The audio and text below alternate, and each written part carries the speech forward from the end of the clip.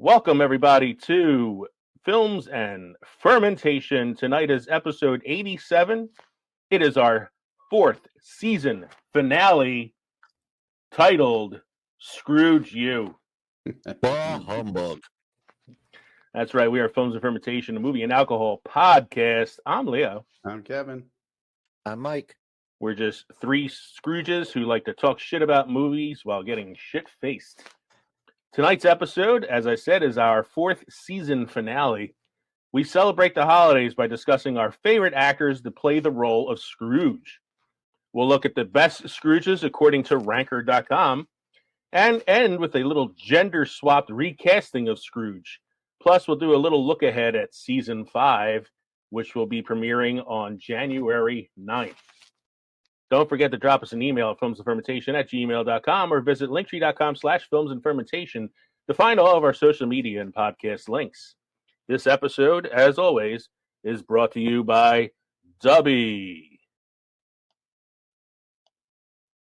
Dubby is an all-natural energy drink.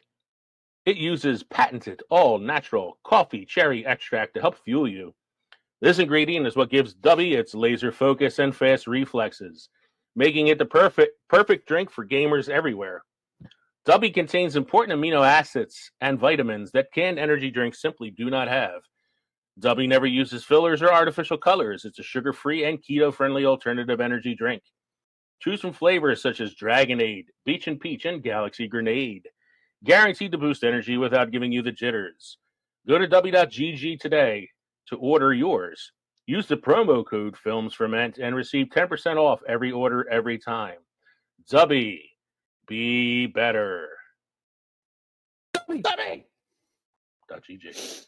I think over the break, this little hiatus that we're going to take during the holidays, I should rewrite the ad copies and come up with something a little more creative and maybe some interactive so I'm not reading the same shit every week.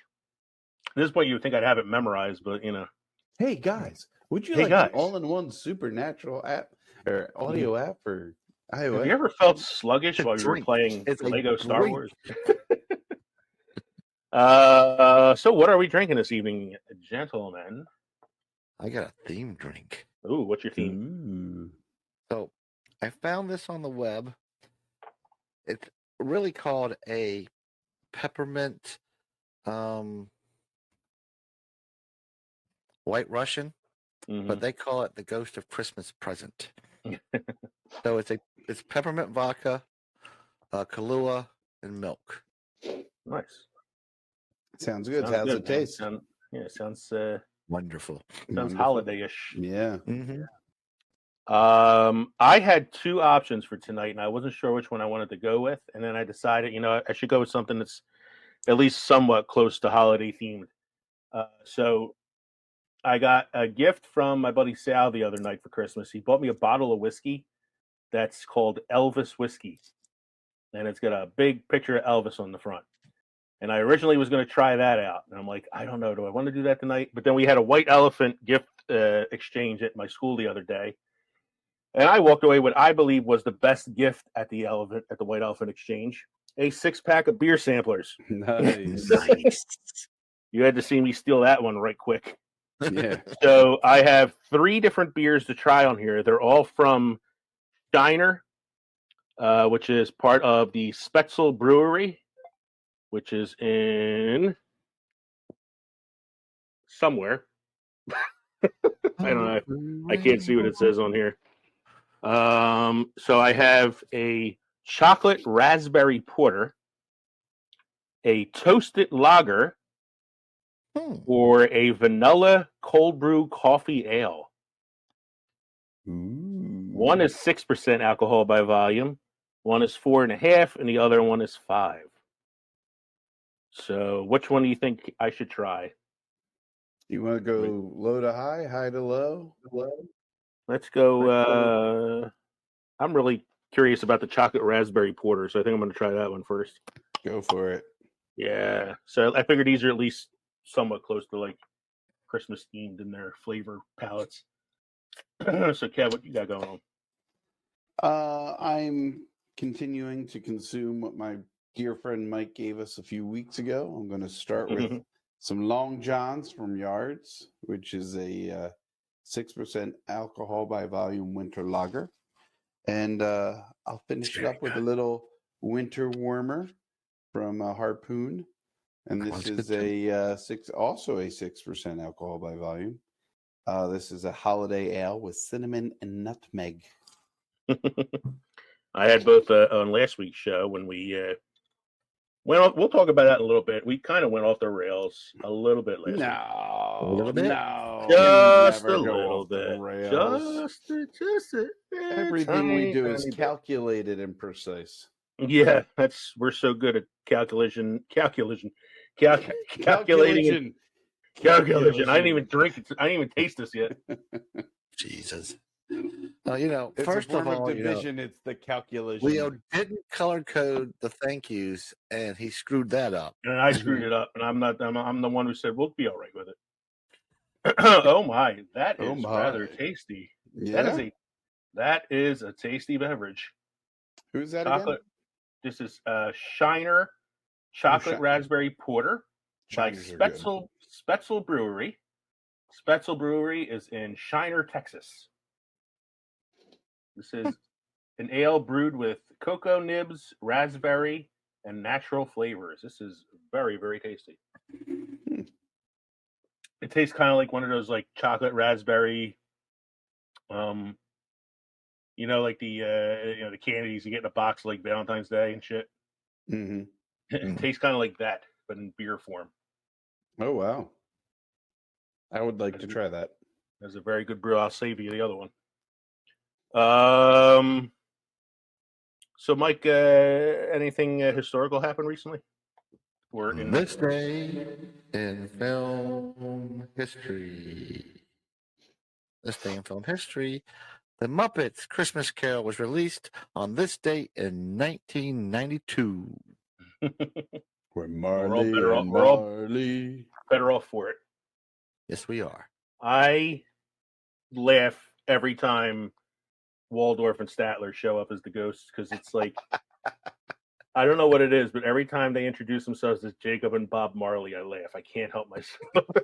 It's just such a funny joke to me for some reason. The Bears. We of course will talk about that a little bit later when we do our Scrooge off. What else happened today?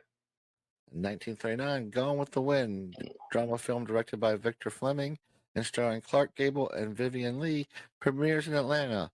Best Picture 1940, inflation not adjusted, highest grossing film of all time. Wow. Interesting. It's also because it's a film that's been re-released on occasion too, so that kind of counts towards the box office. Yeah. I just re-listened to our first Twin Films episode recently, and we had talked about it a little bit because it was the same year the movie called Jezebel came out. Mm-hmm. Because I don't remember who the other actress was, but she wanted to be in Gone with the Wind and didn't get it, so her producer friend created a movie just for her. And I can't remember. I think it was. I can't remember who the actress was now at this point. But yeah, Gone with the Wind's a classic. It's also Sean Young. Yeah, Sean Young. It's been around that long. Mm-hmm. Controversial for its time because of its use of the word "damn." Mm-hmm. Frankly, Scarlett, I don't give a damn. Profanity. Yeah, it's funny that in 1939 they made such a big deal over the word "damn." I just recently watched a movie where somebody called another character a cock gobbler. Oh, I know that movie. Yeah, it's every American Pie film that ever came out. All right. What's your fun drink fact for tonight, Mike? Excuse me. I have another one of the top 20 must-try beers for you. We probably have all tried this one, though. Allagash White. Yes. Allagash Brewing Company, Portland, Maryland. I like Allagash. Mm-hmm. Yeah, it's a good beer. Fresh lemon, soft clove, and some weedy grain aromas greet the nose from this 5.2% alcohol by volume, pale, hazy yellow beer. The best part is the palate. Hold on. The best part is the palate. Sorry. I thought you froze for a second. Sweet with a pillowy mouthfeel. The taste of coriander seed, lemon, and orange peel, cereal, and clove, with a very faint tartness wrapping things up. Did you say cereal and clove? What it says. Huh? Cereal? Cereal? Yes. Huh. Okay. Just not sure what that is. I'm thinking Fruity Pebbles or some shit like that. Frosted Flakes, man. Frosted Flakes. Flakes. Like that song says, cereal and clover. Allagash is a good brewery. It's nice. Yeah, I like went Allagash a lot. We went up when we went camping up in why can't I think of Acadia National Park. We went camping up there, and we went to Portland after our camping trip, and the brewery is really nice. They wouldn't let us in because it was still kind of COVID-ish times, but good food, good brews. Yeah, I like and the Allagash White's one that I've had before, and I like the Allagash White. Yeah, it's a good go-to. Last Friday, my department, we all went out for happy hour at the poorhouse out in North Wales. And after I drank them dry of the Devil's Backbone Vienna Lager they had on tap, I went to the Allagash White. Yeah. Nice. So, notes from last show, our synopsis according to Glip. This is probably the closest that Glip has actually gotten to somewhat summarizing what the show is about. Like, it's not too far off. The speakers talked about finding the Sesame Street one, diversity of celebrities, fucking it up, Houses of the Dragons, Again. the first Christmas special, Films Time Forgot, Friends with Benefits, and obviously movies. I don't remember that last one. I don't remember us talking. You don't remember talking about movies at all? No. So, like, the Finding the Sesame Street one was you were trying to find the Sesame Street Christmas special or something, I think. Yeah, it was the one. And then I made a joke about how I'm all about diversity in film. Mm-hmm. Fucking it up, of course, was me fucking it up. I don't know how House of the Dragons came up again. I guess we were retelling the story about the Negroni thing. Mm-hmm. The first Christmas special was our first Christmas special that we had, mentioned on the show. Films Time Forgot's, of course, our season premiere episode.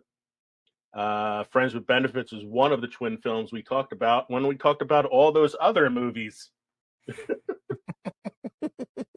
Dude, episode 86 was fucking hilarious. It was great. I wasn't sure if it was going to be as interesting as the first twin films one because I thought the 1970s, 80s, and 90s twin films were a lot more interesting. And more fun to guess, but you guys did a really good job. The 2000s one better than I thought you were going to do, and the fact that we were all drinking the same beer and we all were feeling it by the end of the show. They were some strong beers. made it a very, very interesting show by the end. It was really fun. Truly, as I like to say, off the rail glory. Also, over the week, the Golden Globes were announced. I'm not going to go through everything because it's a lot of shit on here, but there's a couple of things that kind of stood out to me that I wanted to kind of point out. The Best Picture drama nominations. I haven't seen any of these yet. I would like to see all of them. Well, I don't know if I really want to see Avatar or not, but it's on there. Avatar: The Way of Water is nominated for Best Picture, as is Elvis, which I've heard some really good things about. The Fabelmans, which I really want to see. That's the Spielberg film, and that's probably heavily favored to win right now. Yeah. Tar, which stars Cate Blanchett as a conductor of an orchestra who's kind of going through depression and anxiety and stuff. And I've heard really good things about her performance in that. And Top Gun Maverick, getting a lot of love. A lot of people. It seems like Top Gun has been universally considered better than the original Top Gun at this point. The nostalgia film of this generation. Yeah, it's getting a lot of love. The Best Actress for Drama, Cate Blanchett for the movie I just mentioned, and my girl Ana de Armas is up for Blonde, a movie I still haven't finished yet because it's like 9.5 hours long. I'm excited about this one. Best Performance by an Actor in a Motion Picture. One of the nominees is Brendan Fraser For the whale. For the whale, which I I saw just saw saw the the- trailer. yeah, and it looked really good. I It thought did. he looked amazing in it. Like, and I'm not just talking about like the makeup that they did to make him look like me, but Now he made you look the small. yeah, the performance looks amazing. Like, I really want to check that out. Yeah. For musical or comedy, Best Picture, one of the movies that I think is one of the best movies of the year was nominated, and that's Everything Everywhere All at Once with Michelle Yeoh. Mm-hmm. That movie is great. If you haven't seen it yet, you really got to check that out. Babylon, which I haven't seen yet, but I want to see. It's Brad Pitt and Margot Robbie, and it's from the guy that did La La Land. Okay. The Banshees of Inisherin, which is Colin Farrell and Brendan Gleeson reuniting like 15 years later after doing In Bruges. And it looks like a pretty funny movie. I want to check that out. The Glass Onion, the new Knives Out film, is up for nomination. It's been getting a lot of reviews saying that it's like better than the first one. And Whoa. I thought Knives Out was really good, so I Yeah. definitely would check that out. Yeah. And then Michelle Yeoh is up for Best Actress for musical or comedy, and she's one of the front runners for an Oscar nomination this year. As is in the supporting actress category, Jamie Lee Curtis for Everything Everywhere All at Once. Huh. She was really, really good in that film. Angela Bassett got a nomination for Black Panther: Wakanda Forever.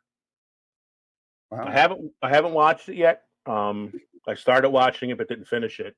But from some of the scenes that I've seen of her in it, it looks like a powerhouse performance. Okay. And it would be cool to see her get like the first acting nomination in a Marvel film. Yeah. And one of the ones that I'm kind of excited about here is another nominee from Everything Everywhere All at Once, Ke Huy Quan, who you might not recognize the name, but if I said, "No time for love, Dr. Jones," you would know who I'm talking about. Yeah. Short round. Short Round, 30-some years later, makes a star turn in Everything Everywhere All at Once and gets nominated for a Golden Globe. He was a Goonie. Come on. The Goonies never say die. He was a Goonie too, yes, and he's really good in that movie. I'm telling you, Everything Everywhere All at Once is a movie worth watching. It was a really fun movie. Okay. So, as always, we have some shout-outs, and with the shout-outs, I have some messages that I got on Twitter that I will read along with it. So, Mike, why don't you start us off there? I'm going to give a shout out to the wrestling world with Austin Boyer. Shout out to Manic Pixie Weirdo Podcast. Thanks to Recasted 2.0 and Wayne. We hopefully will get to be on your show sometime soon. Yeah, he said, I'll give you guys his info. He said you can contact him whenever you want. Cool. Bar Banter. I'm sorry, Mike, that's you. I fucked it up again. See? You done fucked it up again, I tell you. Even color coded, damn it. Yeah, I know. I even color coded it this week. So I'll read that one. You read the next one, and then we'll try to get back into order things here. So shout out to the Bar Banter guys. Shout out to the Screen Snobs. Why, hello, Mr. Gentleman. Hey, we're going to give a shout out to 8750 with Yeti Yuff. Shout out, as always, to Space Castle, who made our logo. Thanks, Fandalorians, for all your support. I'd like to give a thanks to the Geeky Dad podcast. Geeky Dad wrote to us on Twitter after telling him that we shouted out his show on our last episode. He said, "Thanks, guys. Definitely going to return the favor on an upcoming episode of mine." Shout out to All Hallows Eve. They're turning out to be one of our biggest supporters on the independent film list there that we're our independent podcast group. They wrote, currently listening to At Films Ferment's latest episode, Twin Films, on Apple. Some of these movies I remember, some not too much. A great episode, guys. Shout out to Voice of Four. I'm assuming there are 4 people in that podcast. There are, yes. Gonna give a big thank you to You, Me, and a Movie with Donald and No Pizza. Yes, there is. Your turn. Lay out. I know. I was looking something up on Twitter that I wanted to read. So It's your turn. You're we are back to the Blockbuster podcast.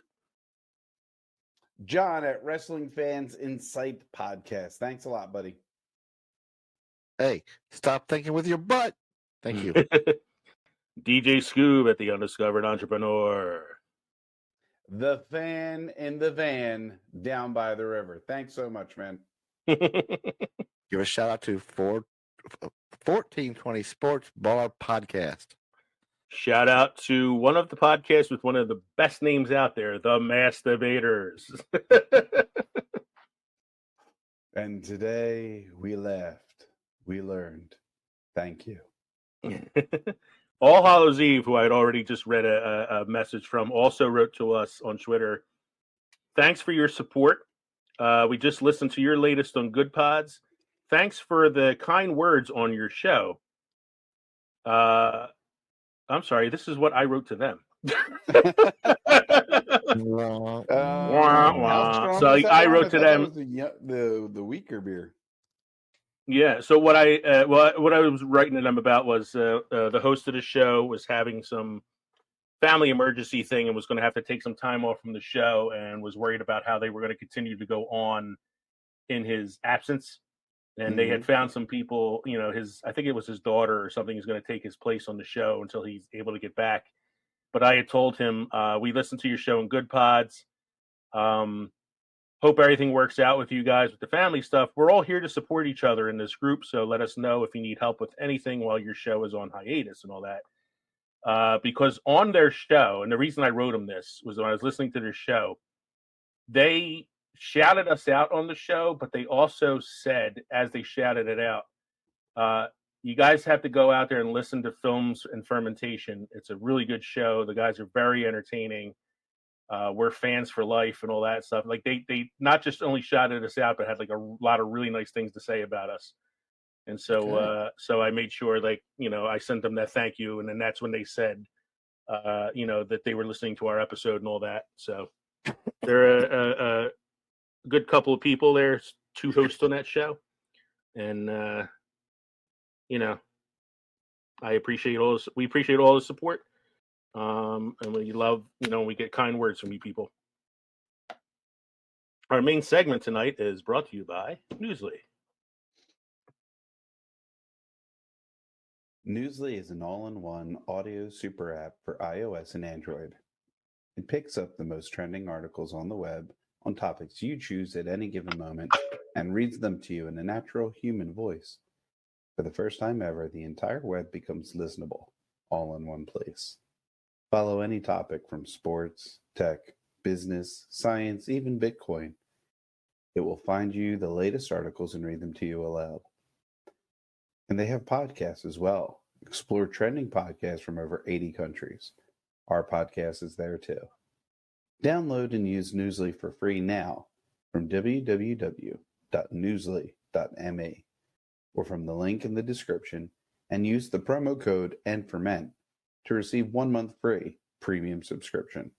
Stop scrolling, start listening. Newsly! Got me. So we took a little break to refill our drinks before the main segment. Mike got himself a bigger peppermint White Russian or whatever it was called. Kev, you're still drinking Long John? Long John, yeah. I'm coming to the end, but I got my backup. I'm good. And I killed the chocolate raspberry porter, which, Mike, you were away as I told Kevin this. I gave it a 4.75. Wow. Out of 5, Yeah. which that's good for me. Like, I never give things high ratings. You know that. No. Which meant that I had to give a lower rating to vanilla cold brew.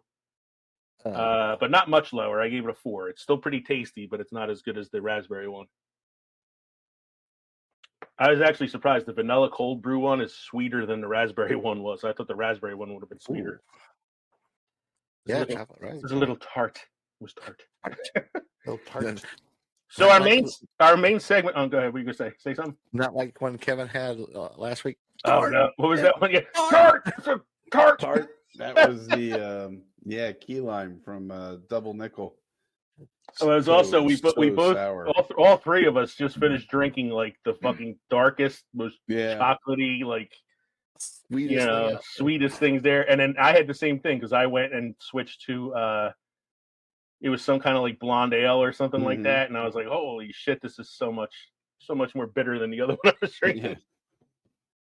It was so sour. I don't know if I'm gonna get to the third one tonight or not. We'll see. The third one is Toasted Amber Lager.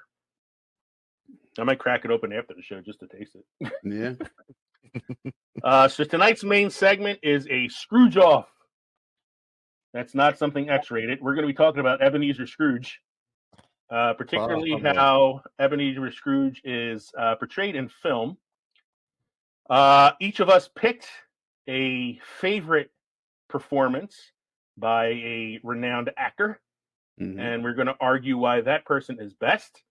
I had to go to my backup because Mike and I both chose the same one. Better planning. Better planning next time. We should probably talk about it beforehand. My thing tonight was I wanted to try to surprise each other because I honestly thought all three of us would have picked something different, but But I have a backup, and I like my backup anyway. Even though my backup has been in trouble in the news lately, we'll briefly mention that.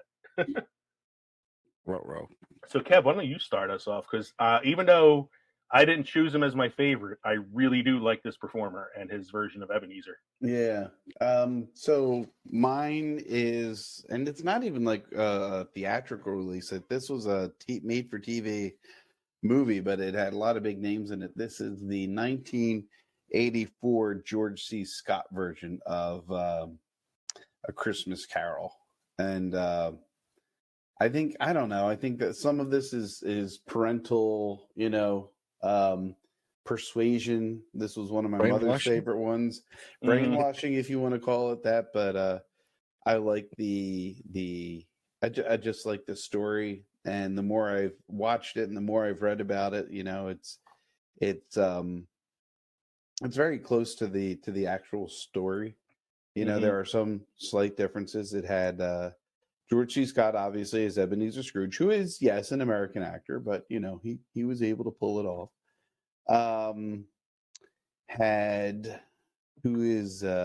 Bob Cratchit was David Warner, who I think just passed not long ago. I think you're right about that. Yeah, I think he's within the past year, if not 2 years. Susanna York, Laurel, is it Laurel from Superman? Anyway, she was Mrs. Cratchit. Yeah. Yeah. And some fun okay, so Roger Reese playing, nephew Fred. And his sister was played by Joanna Whaley. Joanna Whaley. Yeah. Joanne Whaley. Very, very, hot back in the 80s. Yes. It had some serious names that they had it. It was Michael Gould as Mr. Poole, one of the collectors for the poor and destitute. Mm-hmm. And the who am I thinking of here? The spirits. I wasn't too familiar with Angela Pleasance, who played the Ghost of Christmas Past, but Edward Woodward played the Ghost of Christmas Present, and he was in such things as The Wicker Man and The Equalizer. He was actually in Hot Fuzz too. Oh, wow. Shocked about that, yeah. And guess who plays the Ghost of Christmas Yet to Come? A robe. Michael Carter. Well, he is a robe, but it's Michael Carter. And you should be able to identify him by his long fingers as he's doing his direction. He's also the guy that played Bib Fortuna. Right? Ojaba no bada. Ojaba no bada. Is a Jedi. David Warner. I was looking to see. Yeah, he just passed away this year. Mm-hmm. Yeah, recently, David Warner. He's one of those when you see him actors, but you don't know his name. Yeah, I mean he's littered throughout the Star Trek universe. He's done so many different roles in Star Trek. Mm-hmm. But he plays a very good villain too, and I mean Bob Cratchit was such a wholesome character, and then you've seen him in things where he just plays a villain, and it's phenomenal. Yeah, Let's see. so yeah, Joanne Whaley, pretty hot in the '80s, but I don't know who this Susanna York person is that played Mrs. Cratchit, but she ain't No, too big she to look was at in either. Superman. She was Clark Kent's father, or she was Father, that was Marlon Brando. sorry, she was Wow. Jarrell's Jor-El, yeah, okay. Kal-El's mother. Kal-El's mother. Yes, yeah. Right. She's Laura L. Laura, yeah, Laura L. she's cute. So George C. Scott's son, is it son or grandson? I was looking up some trivia. George C. Scott's grandson plays. He plays Scrooge in theater. Mm-hmm. So that's pretty interesting. You also got Roger Reese, who played Fred, which is we know him from Warehouse Cheers. 13. Oh Yes. yeah. He's another one of those like kind of character actors who's been in like a million things. Mm-hmm. He was in The Prestige as well. Yes, he was. He was also the sheriff of Rottingham in Robin Hood Men in Tights. Yes, he was. Yep. That's a good one, yeah. And I'll say, like, I like the George C. Scott one too, so I can't complain with it. Is that the one? Is that the one like when he's with the ghost of Christmas Present? The ghost like opens up the bottom of his robes and it's like the two children. Yeah. The two children that are. They also do that in the version with Jim Patrick Carrey. Stewart. Mm-hmm. Oh, that was creepy as shit, man. Yeah, that was creepy. So I like the George C. Scott one because when I was a kid, this was the first one I ever watched. Mm-hmm. It's like the first time I ever watched A Christmas Carol was the George C. Scott version, and I remember being freaked the shit out by those kids, man. But also like really liking the story and stuff. So and I want to say the second one I think I saw was the original one in 1938. Oh yeah. I've seen that one too with Alistair. It doesn't hold up very well. No. What was I going to say? Okay, so something about the Christmas Carol. This version of Christmas Carol, George C. Scott is in like almost like evening attire, not a nightgown and nightcap, but he's in like actual attire, and that's true to the book, So that was pretty interesting. And what was the other thing? Oh, this is the only, not the only version, but this is one of the few versions where you actually see Ebenezer's father and that interaction when he's with the Ghost of Christmas Past, and you kind of understand the coldness he feels, from his dad, and kind of how that emulates from him. Mm-hmm. Oh, you know what else I just remembered from that film that used to freak me out too was, aside from the kids, was I always thought the ghost of Marley was really creepy in that movie. Mm-hmm. He was like all like the real big mouth. He was like all gray and all. Yeah. He was really creepy shit too. Yeah. I'm looking at Michael Carter, who played the ghost of Christmas Yet to Come, who used to play Bid Fortuna. Mm-hmm. And I'm looking at his profile pic on IMDb. Dude looks like Jack Palance. Yeah, it does. He looks a lot like Jack Palance. It's kind of weird. Yeah. All right. So, Mike, I think you should go next, since you and I actually had the same one, but I conceded to let you have it, and I chose my backup. But I do have some things I'll add to it as well. So you go ahead and tell us who you chose for your Scrooge off.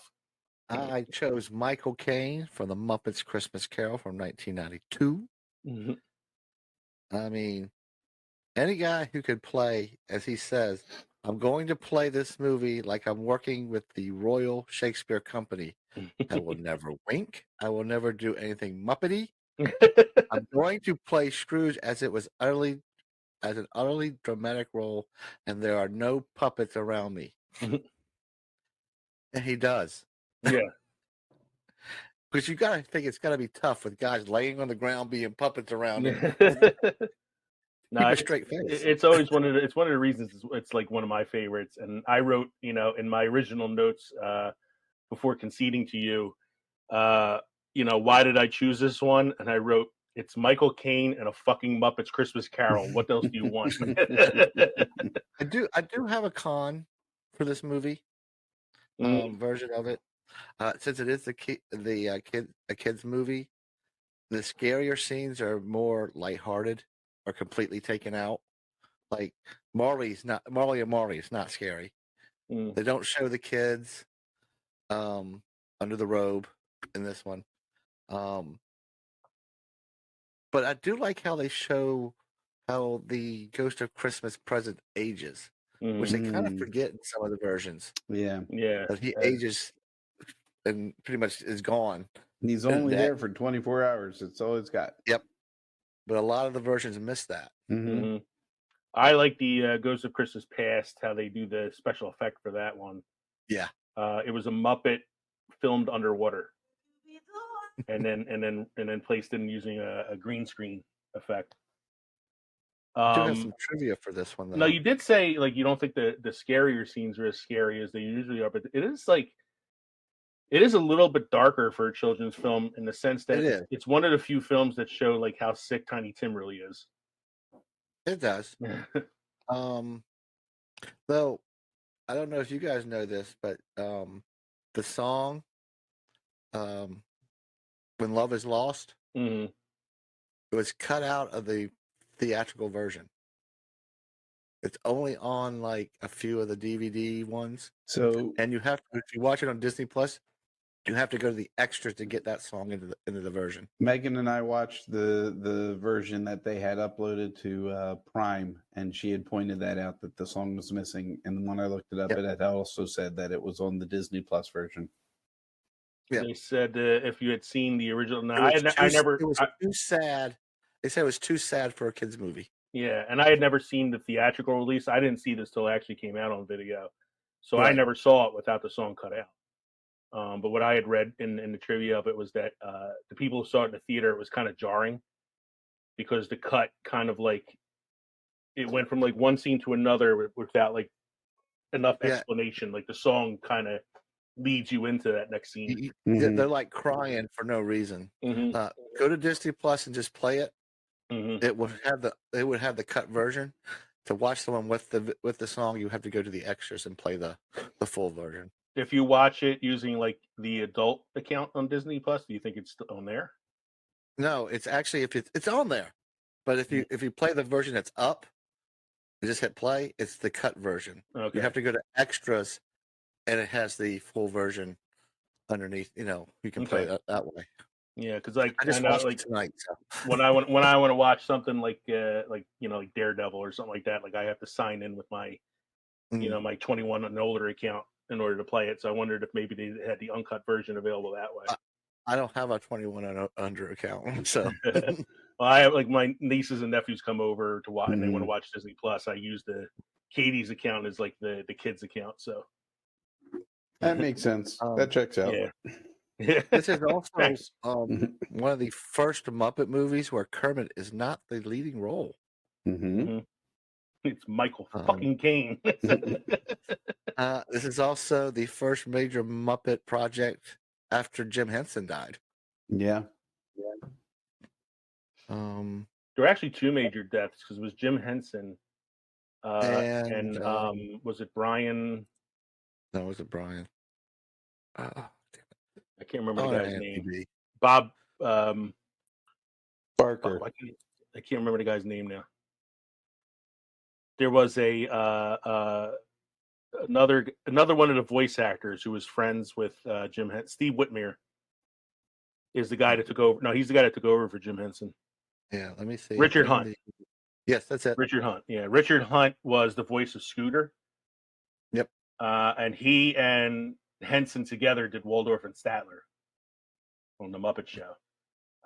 When Richard Hunt died, they actually didn't have Scooter in the film because they didn't have a voice actor to take his place. And so he kind of got cut out of the film. And I don't know if they ever brought Scooter back. I don't remember seeing him in any of the later films. Oh, he was in the Muppet movie, the one that they pulled out not too long ago. Well, I think that's also because they kind of like, they have all new voice actors now because since Brian Henson's been in charge of it and Disney took it over and all that. Yeah, it was weird because Jim Henson died of it was like a pneumonia or like something like that. Like it was like a sudden death because he was only like 53 years old, and then Whitmere had AIDS and died only not Whitmere. What I say his name was Richard Hunt, and he only died a couple years later. So it was like within like a 2-year span, they lost 2 major voice actors, including the creator of the Muppets. Mm-hmm. And this was, I think, the first theatrical release since their death. Yeah. Here's an interesting fact that I saw. In the final musical scene, there's a store in the background called Micklewhite. Mm-hmm. Sir Michael Caine was born Maurice Joseph Micklewhite. About that. There's also a Waldorf and Statler store in the background too somewhere. Mm-hmm. It's like a hat store or something like that. So yeah, I'm not gonna. Again, this is another one I can't. We were supposed to be like arguing the point for who had the better Scrooge, but I can't argue for either of these because I love the George C. Scott one, and I also had the Michael Caine one with the Muppets for my pick, and decided to go with my backup just for the sake of talking about a different version. Here's something funny though. I read in the commentary, the creators were related a funny story from the screenings. A few children asked what the bookkeepers did wrong to get coal at the end. They completely set their minds that Santa gives bad children coal in their stockings. Another thing about this one too is it's one of the few versions of the Christmas Carol that show more than one person working for Scrooge.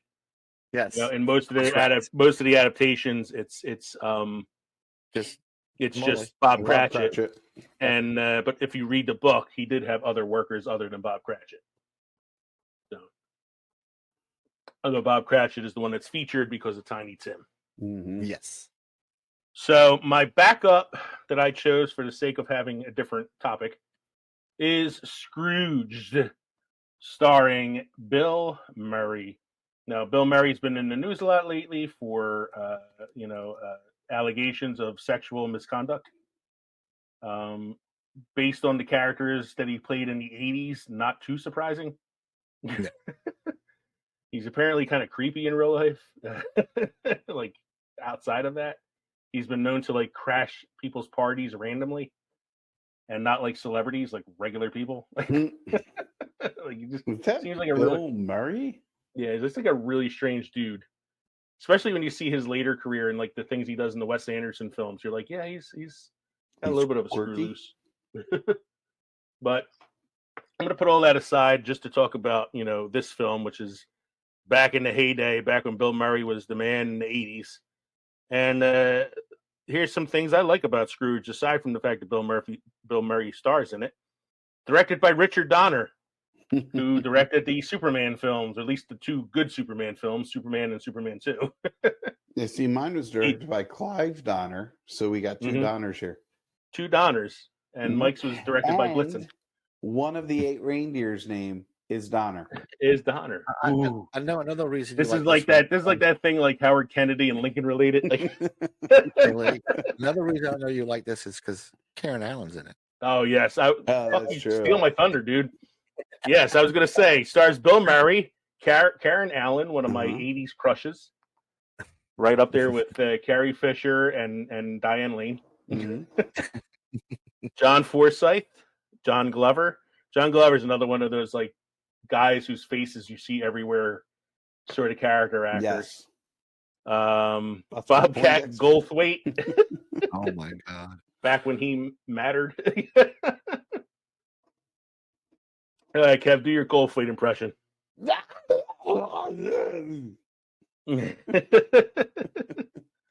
Carol Kane. Buster Poindexter too, right? Yeah, it's David Johansen, Buster Poindexter. Oh, was that a character he played? Was Buster Poindexter? Buster Poindexter was his like front name for the band that he was the lead singer of. He was the lead singer of the New York Dolls, and his real name was David Johansen. He was the Ghost of Christmas Past. He was the cab driver, basically. Carol Kane as the Ghost of Christmas Present. I don't know. Is there a Ghost of Christmas? It's like all televisions when you look at it. Yeah, but I was Yeah. looking to see if there was like a name for like who was like behind it or whatever, but I don't see it. It also had some notable cameos because the whole basis of it is Bill Murray's character, whose name is Frank Cross, is the producer at a television station, and they're doing a new televised version of Scrooge. And so you have Jamie Farr, best known as Klinger from MASH, as Marley. Scrooge is played by comedian of the 60s and 70s, Buddy Hackett. Robert Goulet as Robert Goulet. Lee Majors as Lee Majors. So you have some like notable little like cameos in there as well. Early film for Alfre Woodard, one of her like early roles. Yeah, it's a fun film. Very bizarre, very quirky. It's funny because it kind of does stick to the story pretty. It's more of an updated version. It's an updated version. You're talking about American actors playing Scrooge. At least this is an American version of Scrooge. Yes. With an American actor playing it, which, as we'll see on the ranker list later, there are some other Americanized versions of the story, although some that are quite weird. This was a big budget feature. Mars. This was one of the bigger hits of 1988. Short film too, hour and 41 minutes. Probably one of the shortest Scrooge movies. Except for the Muppets. It's Except only for the an Muppets. hour and 29 minutes.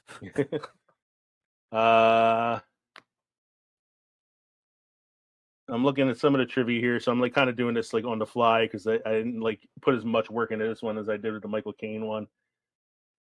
When the Ghost of Christmas Present, Carol Kane grabs Bill Murray by the lip, she actually tore it so badly that they had to halt filming for several days to wait for it to heal. Oh wow, that has to fucking hurt. Yeah. This was Bill Murray's first starring role since Ghostbusters in 1984. He had been living in Paris and had seriously considered giving up acting at that point in his life. He was like almost like semi-retired. Jack McGee ad-libs the line, "You can hardly see them nipples." It was when the dancers come out in the middle of the Scrooge thing that they're producing. Her nipples. You barely see those nipples. I can't see those nipples. I can't see those nipples. The street musicians that Bill Murray insults are all played by actual like successful musicians.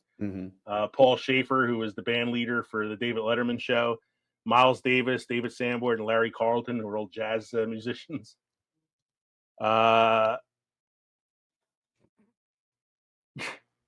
Carol Kane got upset at having to rough up Bill Murray in their scenes together. But she ripped his fucking I was going to say, it's kind of funny considering she ripped his lip open. Sam Kinison was originally going to play the part of the Ghost of Christmas Past, but the part was eventually given to David Johansen, or as you said, Buster Poindexter, due to his friendship with Bill Murray. They were friends. So he kind of kiboshed him. Do you imagine Sam Kinison, man? Like he was... Ow!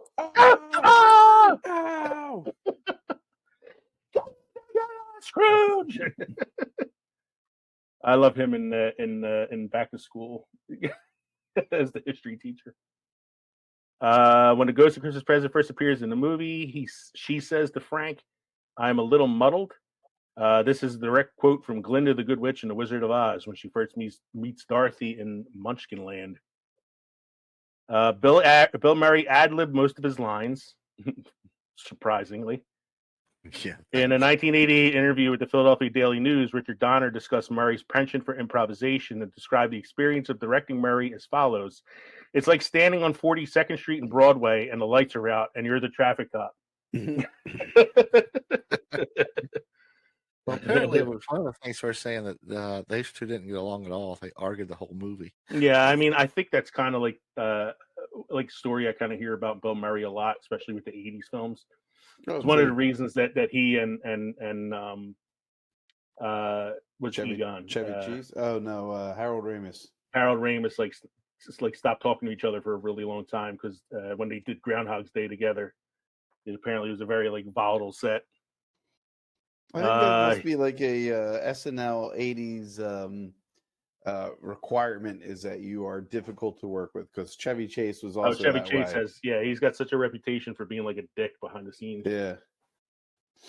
This one is really interesting to me, and I'm like, man, what a sliding doors moment here where this could have been like such a different thing. Bill Murray, in order to make this film, turned down the lead roles in Cocktail, Big, and Rain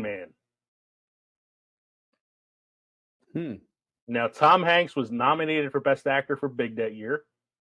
Dustin Hoffman won the Best Acting Oscar for Rain Man that year.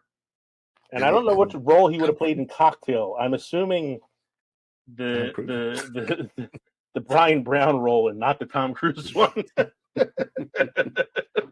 But he could have taken 2 movies and worked with Tom Cruise twice. Yeah, right. I can't imagine him. I'm trying to think, like, yeah. So if he did Rain Man, I'm guessing he would have been the Dustin Hoffman character, unless he was going to be the Tom Cruise character with Dustin Hoffman. Is that why he did What About Bob later? Yeah. What About Bob? A little bit underrated. The Ghost of Christmas Past Cab belongs to the Bell Cab Company. Bell is the name of Scrooge's first love in the Charles Dickens novel, from which the story is loosely taken. So it's a fun movie. It's one I haven't seen in a while. I should probably rewatch that. I'm looking at some of the quotes from it. Frank, the bitch hit me with a toaster.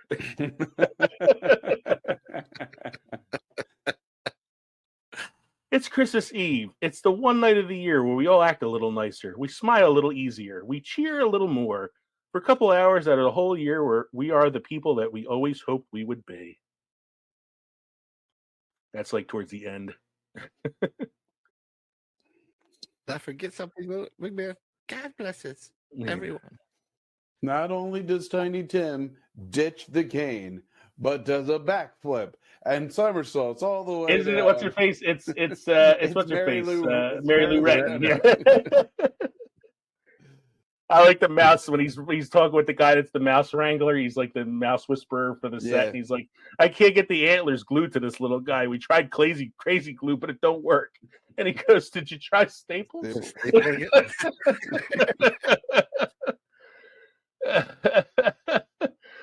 and this is kind of funny here because there's a scene where he's looking at a dilapidated building and he's like, "This is nice. Where are we? Trump Tower?"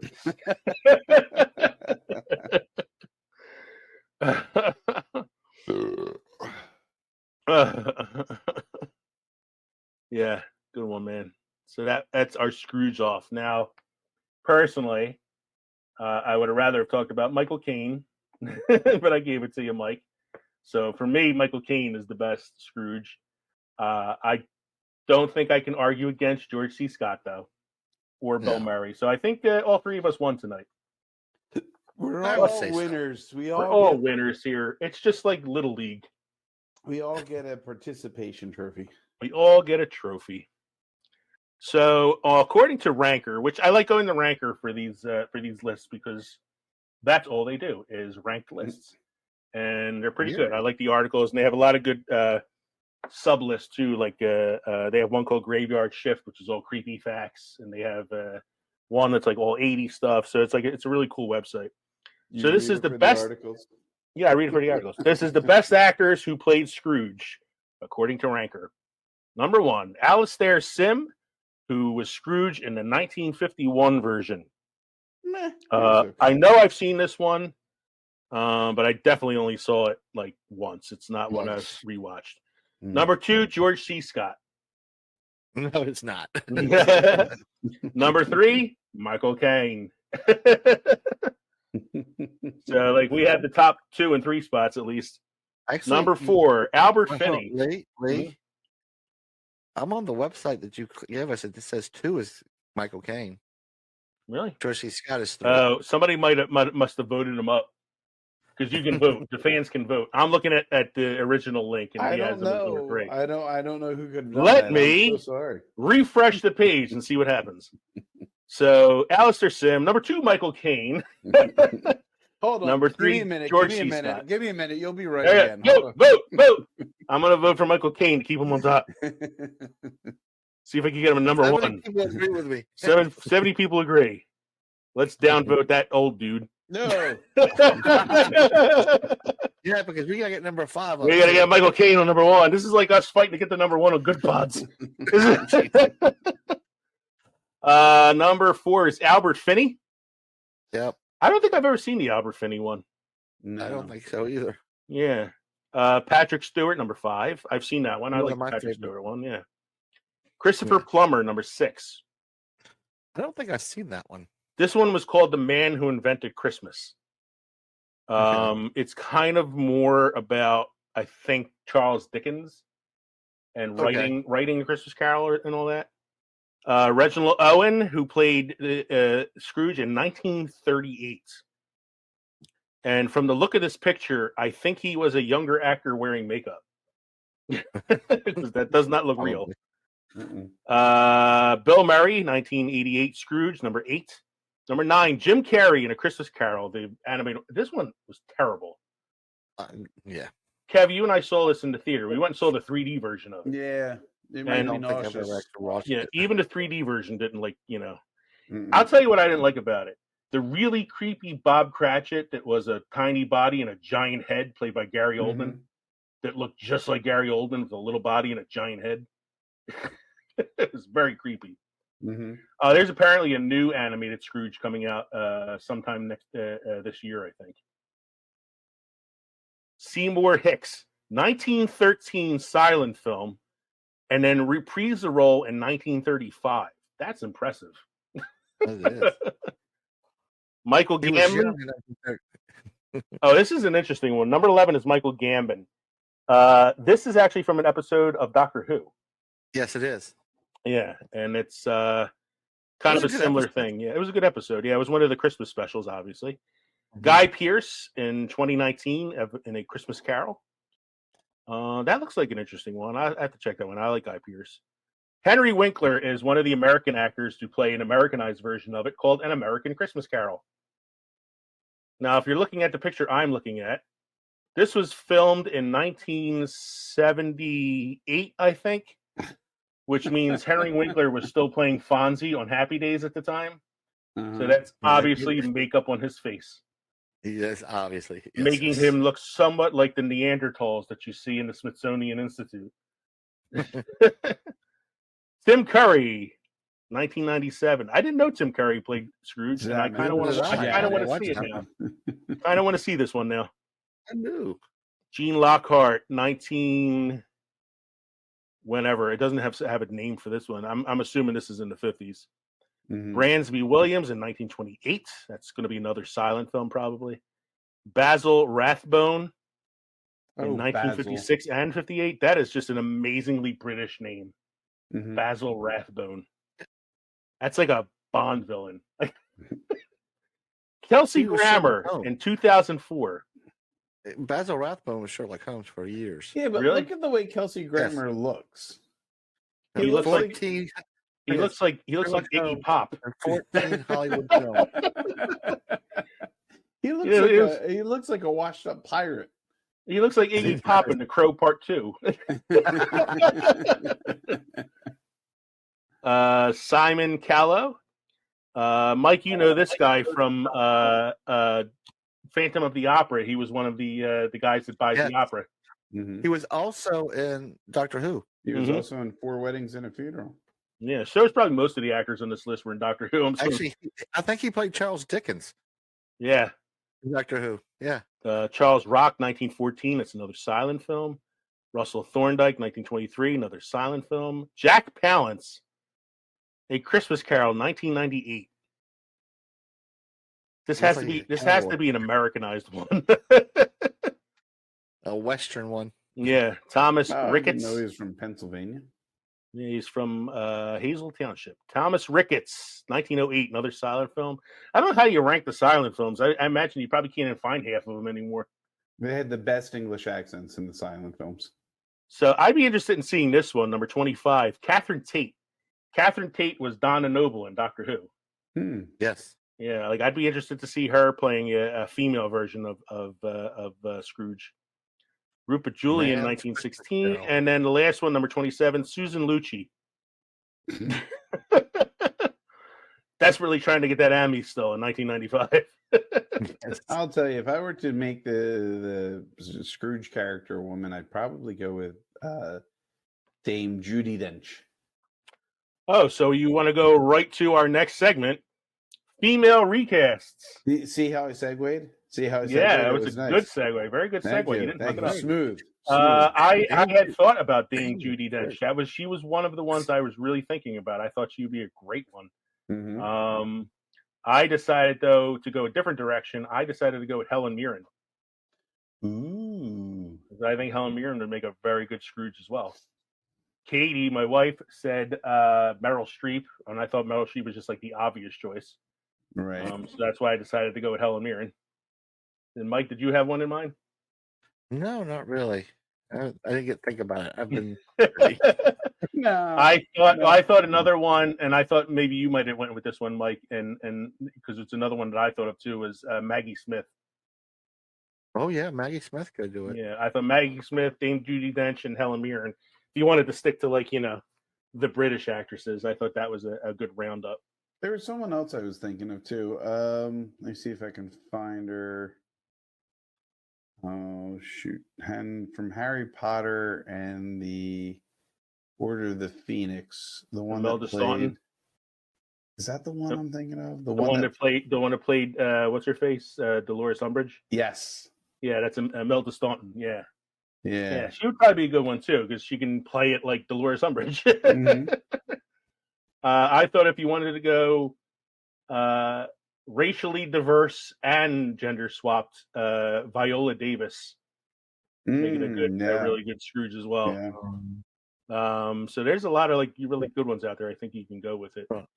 I got one in mind. Okay. How about her name?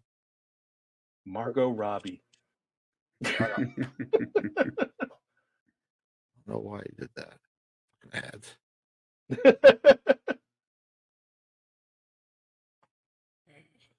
Give me a hint.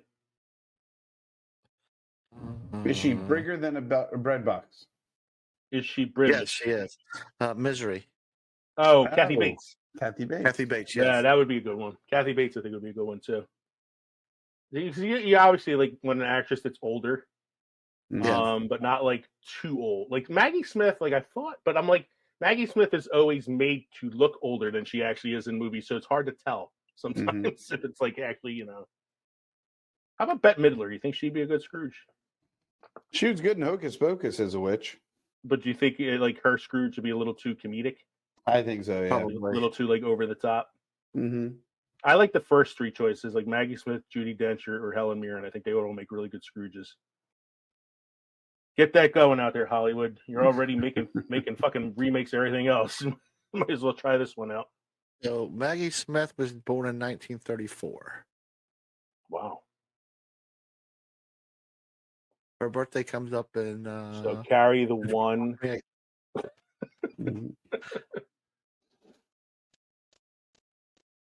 All right. Mike, do you have any beer wisdom for us this evening? I do. It's actually the last one for the year, too. Oh, right. That's not the right one. Here it is.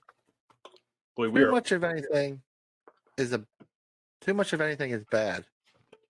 But too much beer is just right. So, in our last segment here, revisiting drinks, I'm cracking open the third one because I wanted to try it, even though I'm probably going to be finishing it off the air. The third one is Shiner Toasted Amber Lager. Again, this is from the Spetzel Brewery in Texas, Shiner, Texas. And this is a lightly toasted barley and hops amber lager.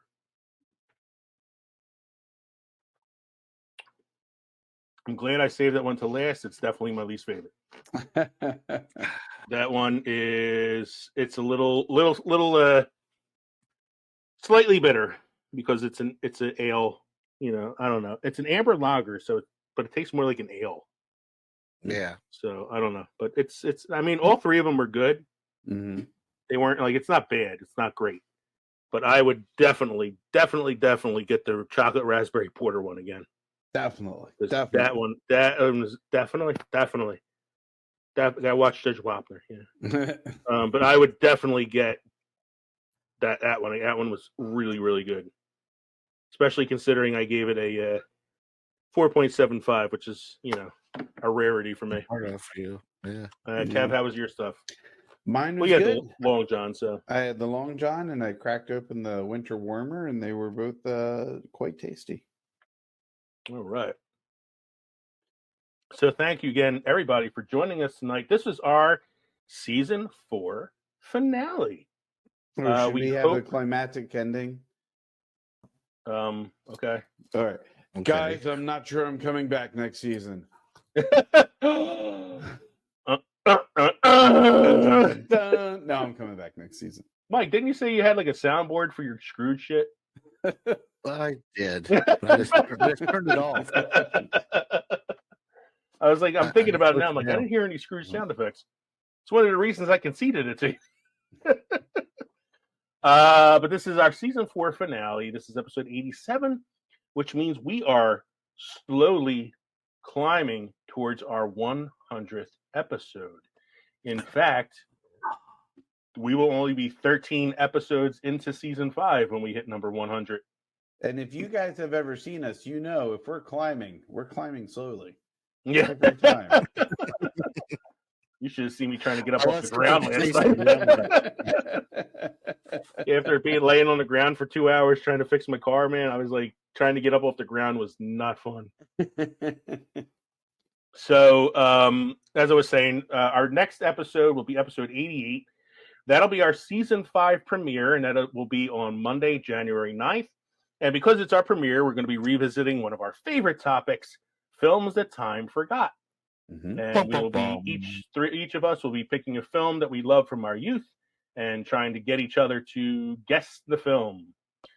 We also are going to do some more like director episodes, actor episodes like we've done in the past, revisit some of our previous topics as well as visit some new ones in the upcoming season, and make sure you stay on board for episode 100 because it's a milestone episode.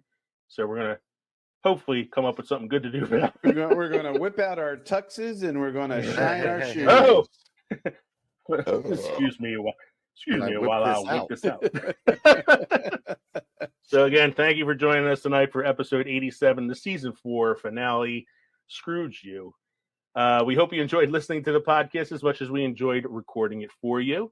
Again, you can visit us at filmsinformation@gmail.com. Please, feel free to give us some drink suggestions, some show ideas, some movies you'd like to hear us talk about. We're always open to a little bit of commentary out there. And don't forget to stop by the crossroads between Pickled and Fermented on January 9th for the season 5 premiere, Films That Time Forgot. Again, I'm Leo. I'm Kevin. I'm Mike. Happy holidays, everybody. Be safe. Have some fun during this winter break coming up. Happy New Year. And we'll see you all safe and sound again in 2023. Cheers. Cheers. Cheers.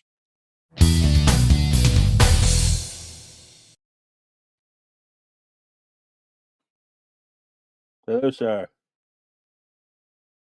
Kevin. Your sound's off, Kevin. This video's off. No video, no sound. Is he really here? Kev, man. No. Kev, man. There he is. He's the ghost of Christmas fuckery.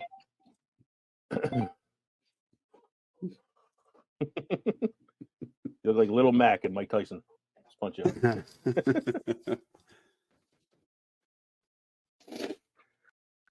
telling Mike I'm doing the show wrapped in a blanket tonight because I'm freezing my ass off because I just spent the 2 hours last night laying on the cold ground because the headlight went out in Katie's car and I was trying to fix it. Oh, And then we bought the wrong size headlight, so I had to get the new one tonight, and we're putting it in the middle of a monsoon. yeah. Because Megan's we both running need out our now, cars and tomorrow.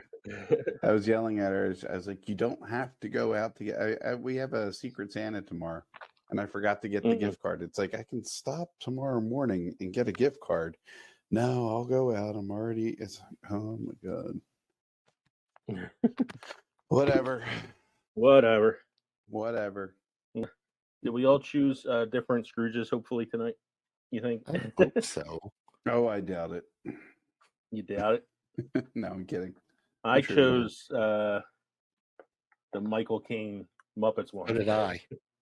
I knew it. I knew somebody was going to have the same one. And You guys Kev, saw you the did text I George sent. C. Scott. Yeah. Yeah. George C. Scott. I even got a whole soundboard here with it.